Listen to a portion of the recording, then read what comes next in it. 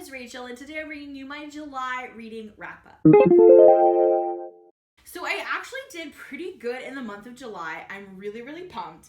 I read a total of 14 books. That is the most I've read any month so far this year. I'm ecstatic. I read a total of 3,088 pages, meaning I roughly read 100 pages every day, giving me an average book size of about 220 pages. And that is definitely one thing I noticed. Most of these books are pretty short, which I think really just kind of kept pushing me through, and I ended up reading a lot more than I normally do. I mean, there's been several months this year where I've only read one book, and I read 14 this month, so I'm really excited. So let's jump in, and I'll tell you what I read, and then I will tell you my top 3 picks for the month. Let's do that. Yeah. So first up, I read The Bad Guys Guide to Be Good by Erin Blavey. This is part of the Bad Guys series. This is kind of just like an extra little piece of it. It's not really a direct part of the series, but I had it and I read that one. I also read How to Fake a Moon Landing, Exposing the Myths of Science Denial by Daryl Cunningham. This is a graphic novel nonfiction book, and it deals with several cases of scientific things that have been denied at some point or other. Then I also read Untamed by Glennon Doyle.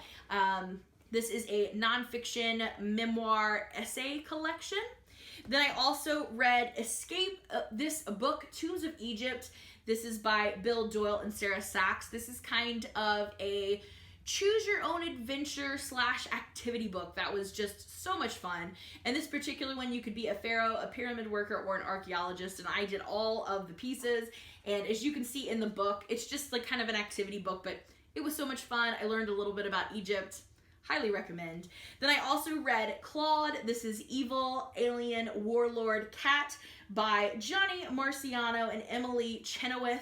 He's from another planet where cats are ruling the world. They can talk, they know what's happening, they're very highly intelligent, and he has been banished to planet Earth.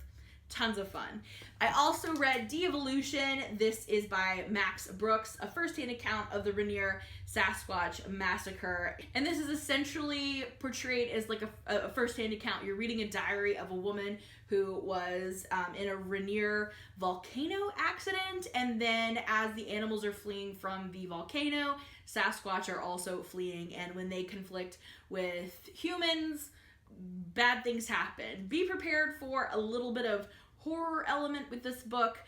It does get a little bit graphic sometimes, so be prepared for that. Then I picked up Grass. This is by Kiem Sukjendri Kim, and probably the darkest, hardest graphic novel you will ever read. It's beautifully done, but it is so dark and dense, literally in the physical sense and just in the mental sense, because this is about Japanese comfort women. Essentially, it's kind of a graphic memoir of the specific Korean woman who is essentially she's sold just into working and eventually ends up as a comfort woman for the Japanese soldiers during World War II, i.e. sex slavery. And it's dark. It's not good, but it's important to read, if that makes sense. So if you're interested in learning more about comfort women, or if you've never heard about comfort women, this would be a fantastic place to start. Next up, much lighter, is The Bad Guys Volume 11. This is Dawn of the Underlord by Erin Blavey. I really enjoyed this latest edition. As you can see, Snake plays a major role in this edition. I also read Kent State. This is by Deborah Wiles. This is a historical fiction told in verse with the use of multiple different voices to tell the same story of the Kent State massacre. And again, a dark, kind of deeper read, but important historically. Then I read Pet by Akwaeke Emezi, and this is one of the craziest books I've ever read. Like, I've never read anything like this. Essentially, we're following our main character, Jam, who is just hanging out at her house one day, and this creature comes out of her mom's painting named Pet, and they go on a monster hunt in their community. Just a trigger warning for some abuse, especially sexual abuse. This gets kind of heavy, but it's unlike anything you've ever read before. I would like to just warn too that it does deal with heavy topics. I feel like this cover makes it look like it's aimed more for middle grade, but I would definitely say this is a YA novel for sure.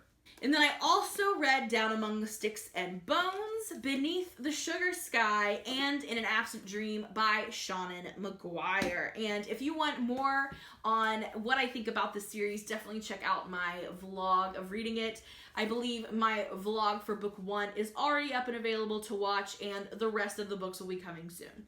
So there you have all the books that I managed to read in July. Again, there's 14 of them, which I'm super excited, but now I want to talk a little bit more about probably my top 3 favorites from the month. So my favorite is my only reread, which was Every Heart a Doorway by Seanan McGuire. I just love this book. I think because it's just, there's just so many levels that you can interact with this book on. It's got everything. It's got fantasy, it's got a realistic element, it's got a school, and it's got a murder mystery. I mean, it's got like everything. I love this book. I think it's fantastic. So this was probably my favorite read of the month. My second favorite read of the month was also from the same series, and that's Beneath the Sugar Sky. I think I like this one the most because we got to see so many worlds from this world, and I just really enjoyed visiting the different places from this series and getting to see several characters. Again, I think this had a lot. It had a lot of humor and heart and adventure and a lot of things that you could think about on different levels with this book. So one of my favorites from the month. And then my third top favorite would be Pet by Akwaeke Emezi. Again, just because there's so much happening in this short little book, and there's so many levels you could engage with it on, and I think I liked all 3 of these like for the same reason. There's not a lot of other books that are similar. They're very unique, and they say a lot if you're willing to listen. So these are my top 3 favorites from the month. So let's quickly go through my goals then. So for July specifically, I wanted to participate in 2 readathons. I wanted to do the Bookopoly-a-thon, which I did. I believe I read De-Evolution and Grass for Becca's Bookopoly-a-thon, and I did a vlog for that, so I will link it down below. And then I also wanted to participate in the Reading Rush, which I did, and I did nearly vlog every day. I think there was 2 different days where I had to combine some stuff, so yeah, I think I did okay. And then I wanted to do my own readathon, which I kind of did a little bit with some of the Wayward Children series books. I didn't get the whole series finished in one sitting or anything, but I have been kind of marathoning those. I also wanted to get my review posted this month for Home Before Dark, which I did. Like I said, I would like to review some more books, so I'm looking into that, but I got that review posted this month, so check. I also extended a few challenges to myself. I wanted to read at least 3 books for my TBR, and I wanted to read at least 3 books for my own TBR, and I read 1, 2, 3, 4, 5, 6, 7, 8. And I read 1, 2, 3, 4, 5, 6, 7, 8. I read 8 books from my own TBR, so that's fantastic. And then I wanted to read at least 2 advanced copies that I had. And I'm going to say that I kind of did this.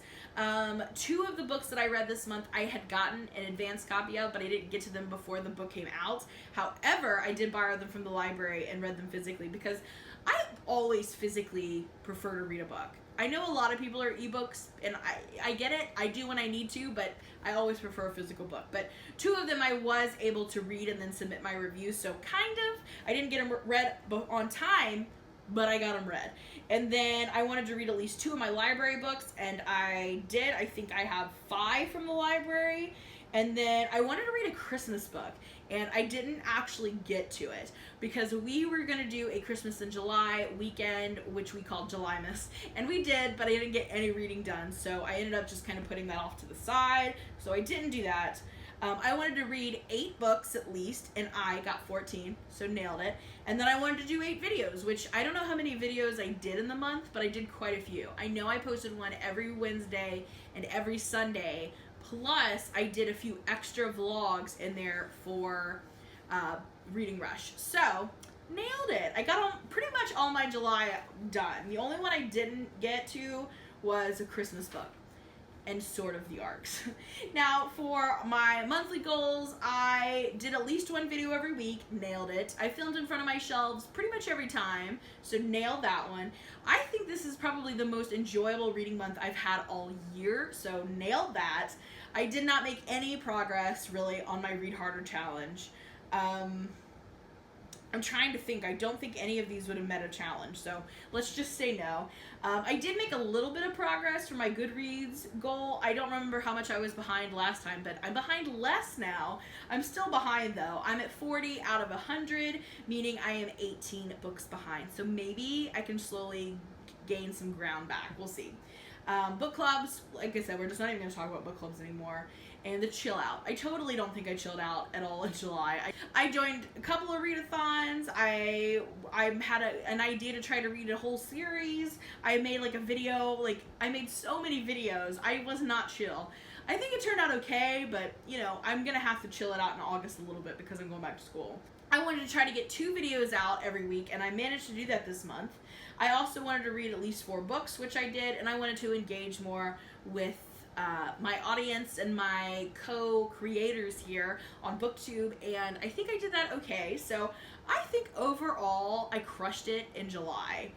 I think I did. Yes, pretty happy about it. So I don't know how well August is gonna go because I am going back to work, so it may go back down to 1 video a week if I'm lucky, and I do not think I'm gonna get another 14 books read, but that is okay. I'm gonna be happy with July, and we'll see where August takes me. So that's what I did in July. Let me know how your reading month went in July, and if you have any cool plans for August down below. Let's chat, and thank you so much for watching. I'll see you again in another video soon. Bye for now.